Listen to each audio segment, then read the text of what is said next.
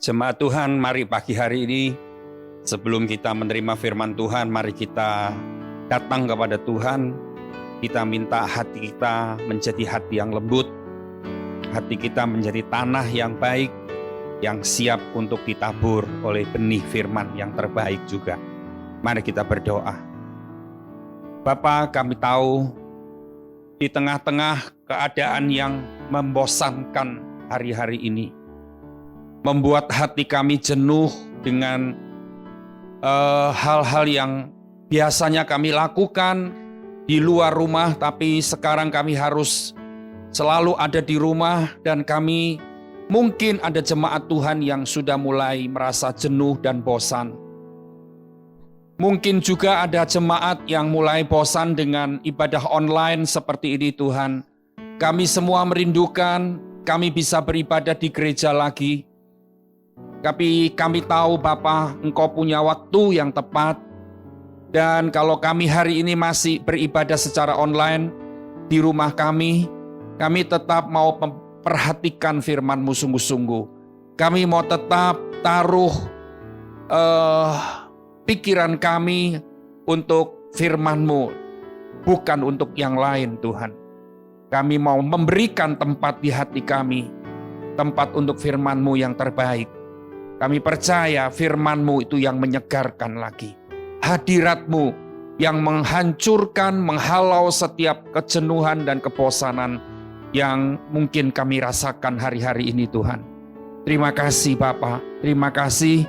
Kami percaya melalui firman-Mu Tuhan akan membuka jalan. Melalui firman-Mu Tuhan akan memberikan solusi. Melalui firman-Mu Tuhan akan memberikan pertolongan demi pertolongan atas semua masalah-masalah yang kami sedang hadapi. Terima kasih Tuhan. Kami tahu sumber pertolongan cuman Engkau, dan kami cuman andalkan Engkau satu-satunya. Dalam nama Tuhan Yesus kami bersyukur. Amin. Shalom Bapak Ibu semua, jemaat Tuhan yang saya kasihi. Kita bertemu kembali dengan sukacita pagi hari ini. Dan hari ini adalah hari yang penuh sukacita. Sebetulnya bukan cuma hari Minggu, tiap hari jalanilah tetap dengan sukacita. Terutama hari ini kita bisa bertemu, walaupun tidak langsung bertatap muka, saudara bisa beribadah bersama-sama, walaupun secara online, tapi saya percaya sukacita yang dari Tuhan itu selalu Dia limpahkan untuk kita semuanya.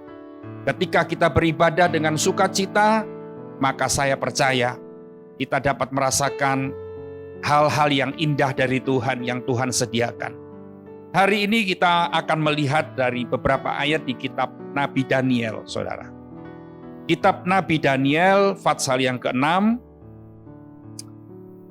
Saya mau baca dari ayat yang pertama, kedua, dan seterusnya. Hanya ayat-ayat yang penting yang saya akan baca untuk saudara semuanya. Daniel 6 ayat yang pertama berkata, Darius orang Media menerima pemerintahan ketika ia berumur 62 tahun. Lalu berkenanlah Darius mengangkat 120 wakil-wakil raja atas kerajaannya. Mereka akan ditempatkan di seluruh kerajaan. 3. Membawahi mereka diangkat pula 3 pejabat tinggi, dan perhatikan, Daniel adalah salah satu dari ketiga orang itu. Kepada mereka lah para wakil-wakil raja harus memberi pertanggungan jawab supaya raja jangan dirugikan. Ayat 4 perhatikan. Maka Daniel ini melebihi para pejabat tinggi dan para wakil raja itu. Perhatikan saudara. Ayat ini berkata gini, Daniel melebihi para pejabat tinggi dan para wakil raja itu. Jadi tadi kita baca ada 120 wakil-wakil raja, dan di atasnya lagi ada 3 pejabat tinggi. Di antara 120 dan di antara 3 pejabat tinggi itu, ternyata Daniel melebihi semuanya itu, saudara. Ya. Kenapa? Karena Daniel mempunyai roh yang luar biasa. Saya berhenti di situ dulu.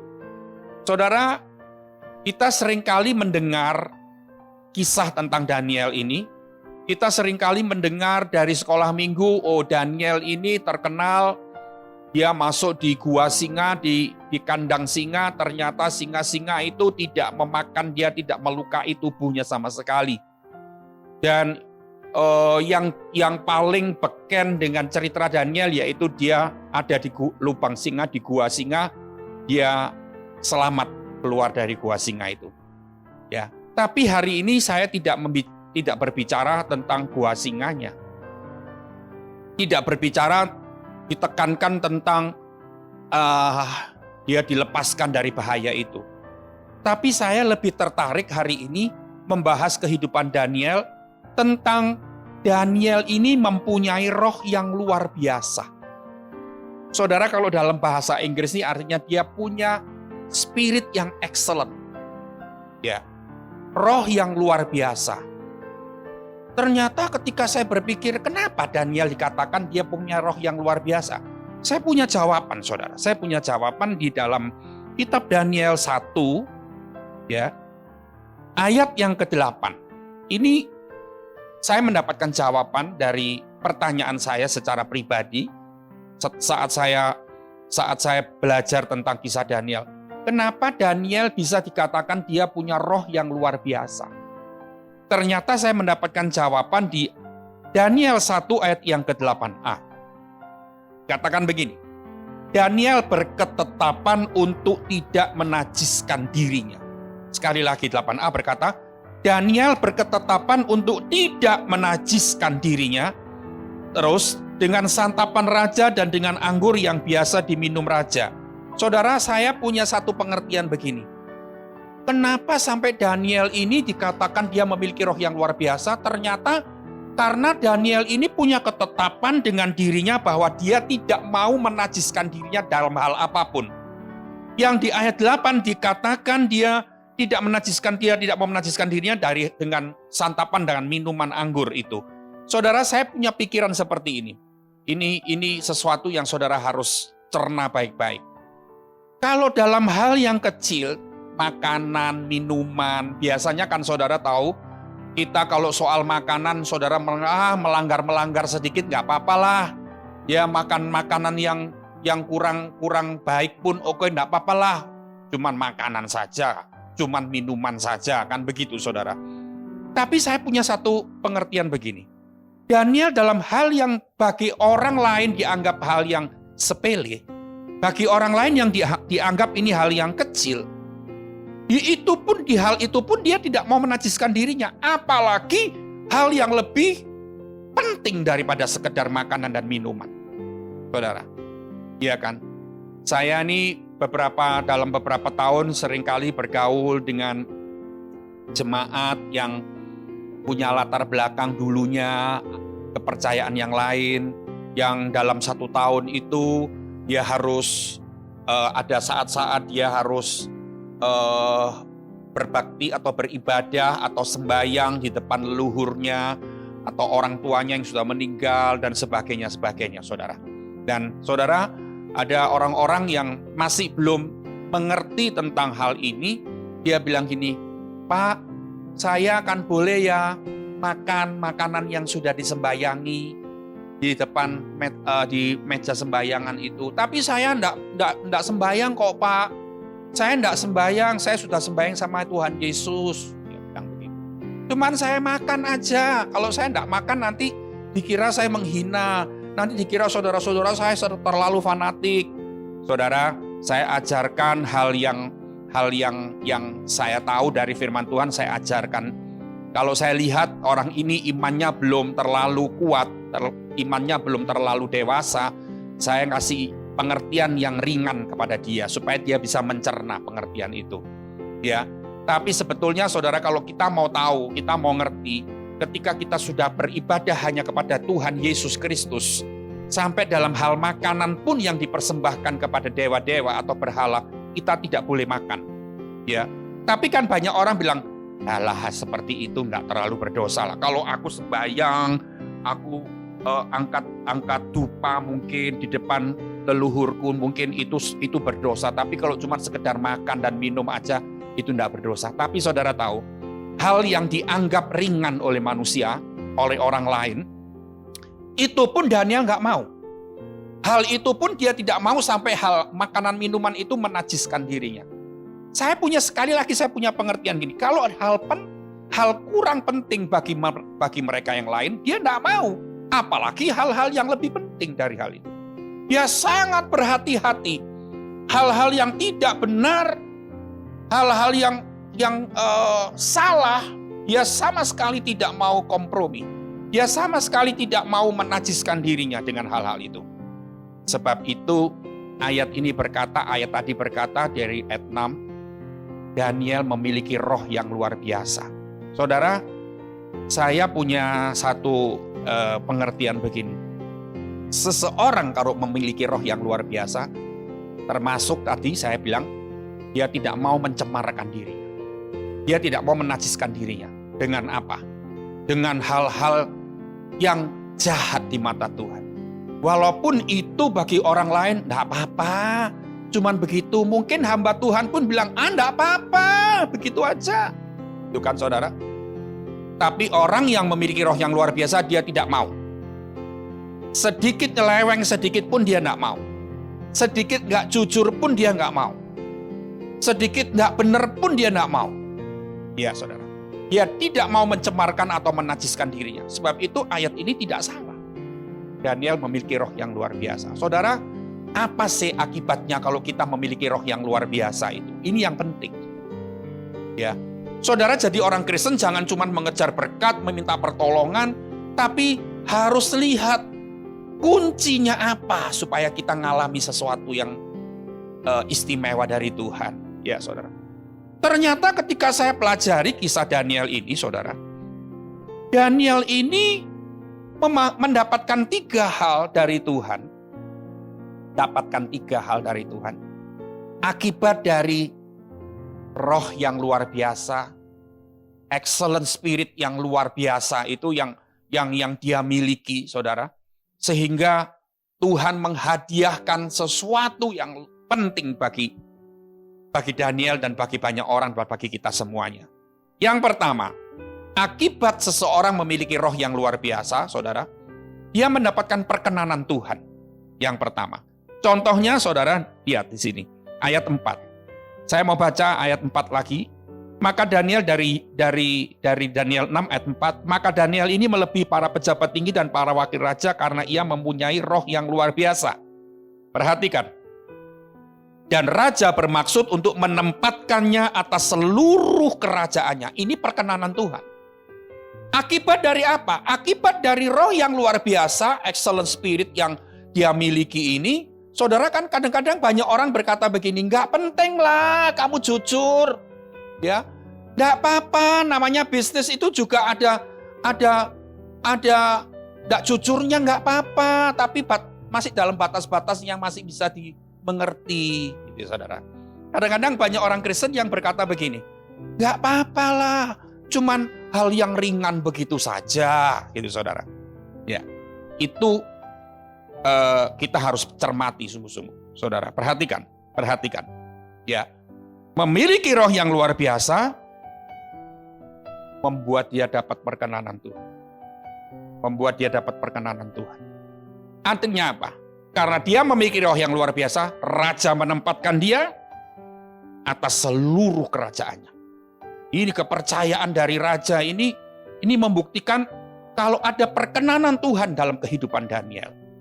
Saudara, jangan pikir gini, yang penting kamu kaya, yang penting kamu sukses, yang penting kamu pandai, pinter. Nggak apa-apa, kadang-kadang harus mencong-mencong sedikit, nggak apa-apa. Ya, tilep sana, tilep sini sedikit, nggak apa-apa kalau dalam jumlah yang masih bisa dimengerti, masih bisa ditolerir, katanya. Kadang-kadang saya dengar seperti itu. Tapi dengar, kalau engkau memilih hati yang luar biasa, roh yang luar biasa, kau tidak mau kompromi dengan apapun. Tidak ada sesuatu yang bisa kau kompromikan. Ya. Nomor 1, sekali lagi, akibat dari memiliki roh yang luar biasa, dia mendapatkan perkenanan Tuhan. Saudara rindu dapat perkenanan Tuhan? Saudara?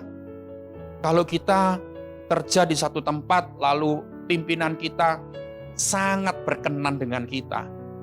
Saya percaya apa sih yang tidak dikasih oleh pimpinan kita. Kalau kita sangat berkenan di hati pimpinan kita di dunia ini. Kadang kita butuh duit, kita jawab minta hutang uang, pinjam uang. Karena pimpinan kita berkenan dengan apa yang kita lakukan selama itu. Kita kerja di sana. Mungkin dia akan berkata begini, aduh sudahlah, kamu tidak usah pinjam lah. Aku kasih lah sama kamu. Kamu tidak usah pikir kembaliin. Saudara, seringkali saya melihat seperti itu loh. Ya, sebab itu saudara butuh perkenanan seseorang. Hari ini saya tidak memberikan dorongan untuk saudara mencari perkenanan seseorang, tapi mencari perkenanan Tuhan. Kalau Tuhan berkenan atas kita, saudara, kita jujur, ngomong A ya A, B ya B, pikiran dengan mulut sama, mulut dengan perbuatan sama. Saudara, di masa sulit ini banyak orang berkata yang kurang lurus, berkata yang kurang tepat. Ya saudara, karena banyak orang butuh duit, sehingga untuk mendapatkan duit susah, sehingga apa saja dia lakukan demi mendapatkan uang yang cukup untuk kebutuhan hidupnya di masa-masa krisis seperti ini, saudara. Tapi ingat, itu tidak mendatangkan perkenanan Tuhan. Itu mendatangkan kutuk atas hidup kita. Saudara, jadilah orang yang jujur. Saudara, tidak usah diketahui orang. Tidak usah orang tahu, pendeta kita pun, gembala kita pun kadang tidak perlu tahu. Yang penting hati kita di hadapan Tuhan jujur. Milik Tuhan kita kembalikan. Apa yang kita lakukan kepada Tuhan, kepada sesama itu sesuai dengan yang kita mampu kita lakukan. Saudara, kadang-kadang kita ini melakukan sesuatu yang tidak seimbang dengan apa yang kita miliki. Saudara, kan banyak saudara. Well, sekarang itu kalau saya punya banyak grup di WA saya tuh, grup gembala, grup dan sebagainya, grup teman-teman di mana-mana. Ya, mereka banyak nyumbang sana, nyumbang sini, nyumbang sana, nyumbang sini. Tapi ternyata saudara, itu cuman untuk diposting kemana-mana supaya nama mereka, oh ini loh, aku nyumbang. Tapi saudara perhatikan begini, apa yang mereka berikan itu sama sekali tidak sebanding dengan apa yang mereka miliki. Saudara, hal-hal seperti itu kita harus jujur di hadapan Tuhan. Orang yang memiliki roh yang luar biasa, dia tidak pernah akan mencemarkan dirinya dalam hal apapun. Jangan terlalu bangga, oh aku sudah nyumbang kok. Nyumbang apa saudara? Nyumbang sesuatu yang tidak seimbang dengan apa yang kau terima dari Tuhan. Saudara, kelihatannya engkau sudah berbuat baik kepada orang, tetapi Tuhan bilang, itu belum. Kau cuma cari nama saja, supaya diposting di mana-mana, supaya ini loh aku, begitu kan saudara. Tapi saya ingin sampaikan kepada saudara, engkau yang tidak mempencemarkan dirimu dengan apapun, ya, akhirnya Tuhan berkenan dengan engkau. Yang kedua, orang yang punya roh yang luar biasa, itu mendatangkan apa? Mendatangkan pembelaan Tuhan ternyata. Saudara ngerti ya, apa yang dikatakan di dalam Daniel 6, saudara. Daniel 6 ini ternyata saudara menceritakan bahwa di ayat yang ke-23,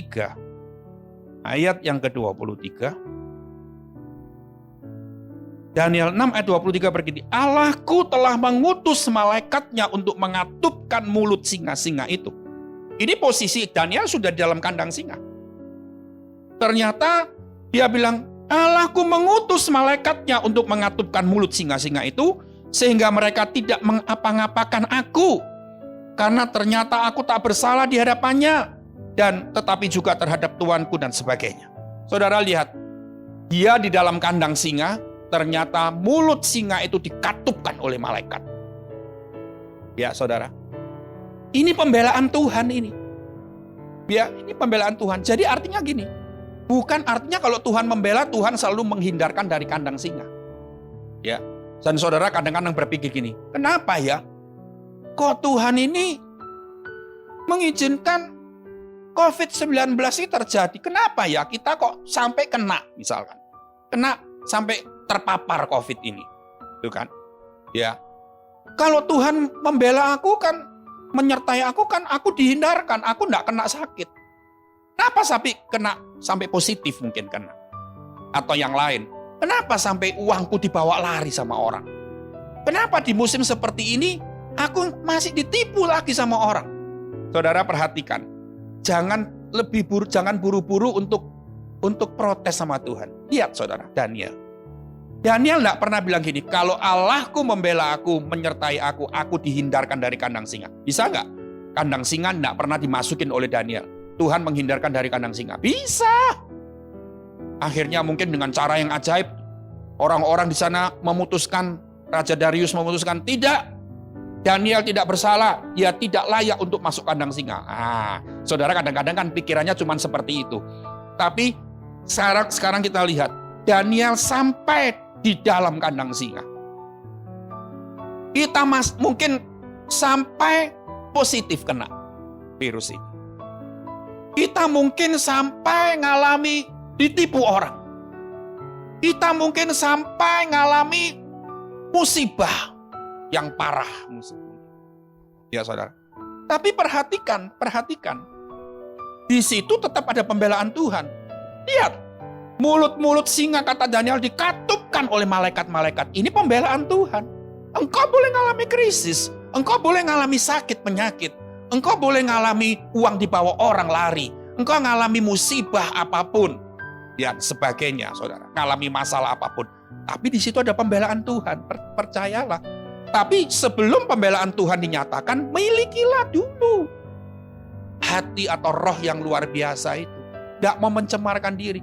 Kalau kita jadi jemaat Tuhan, dalam hal yang ringan-ringan aja masih mencemarkan diri, hal-hal yang berat masih seringkali kita langgar, hal-hal yang urgent kita seringkali masih langgar, lalu kita mau minta pembelaan Tuhan.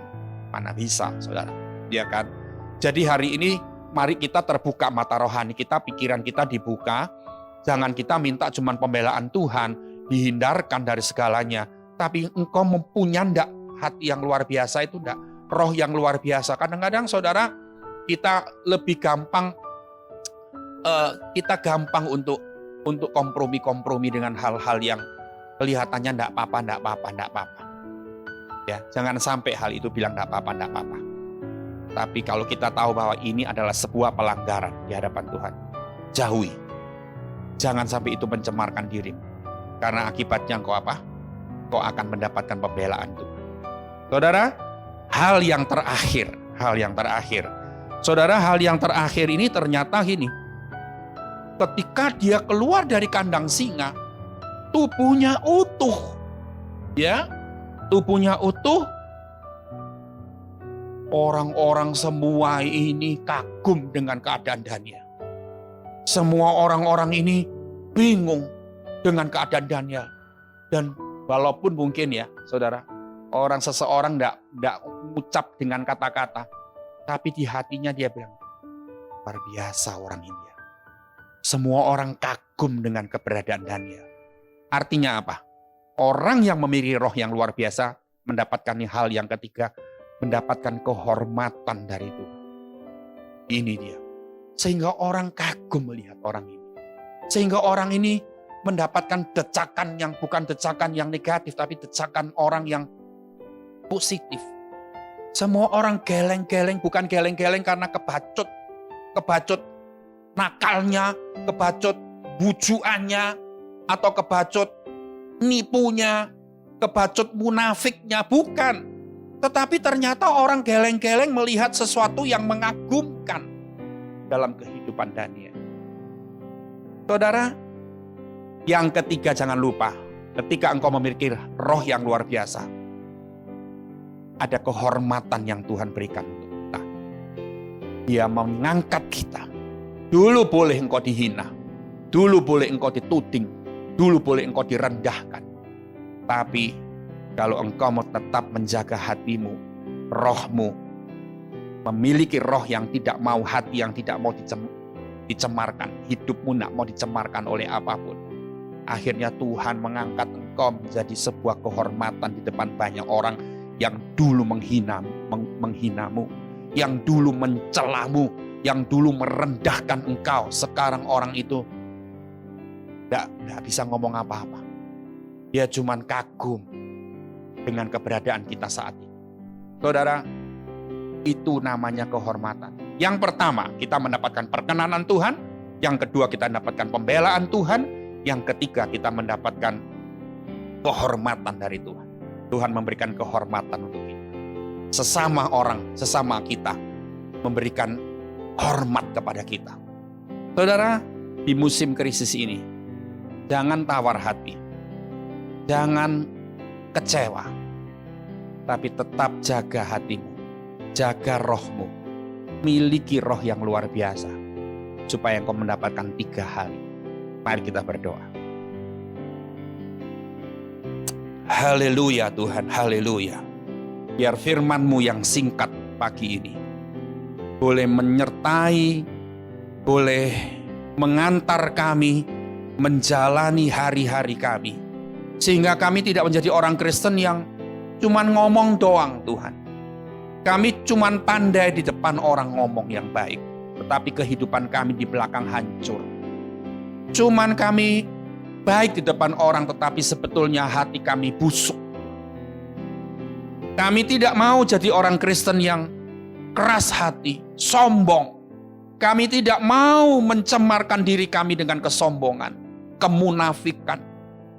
Tuhan, bawa kami memiliki roh yang seperti Daniel miliki.